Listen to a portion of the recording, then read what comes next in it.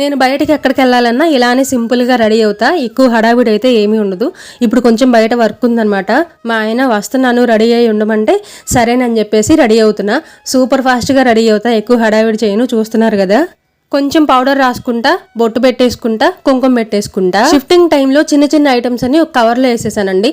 Sticker packet కానీ, పిన్నీసులు కానీ, తర్వాత కోమ్స్ కానీ ఇవన్నీ ఒక దాంట్లో పెట్టేశాను.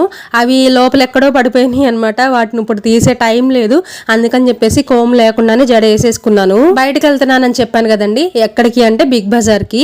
కొన్ని ఇంట్లో కావాల్సినవి ఉన్నాయి, డోర్ మ్యాట్స్, ఇంకా కొన్ని కావాల్సినవి ఉన్నాయి. అవి తీసుకుందాం అని చెప్పేసి బిగ్ బజార్కి వచ్చాను.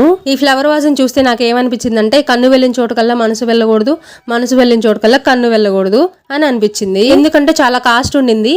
అందుకని సైలెంట్గా అక్కడ పెట్టేసి మాకు కావాల్సినవన్నీ తీసుకొని ఇంటికి వచ్చేసాము. ఏమేమి తీసుకున్నానో నెక్స్ట్ వీడియోలో చెప్తాను. వాళ్ళకి ఇంతే అండి. మళ్ళీ కలుస్తా, బాయ్.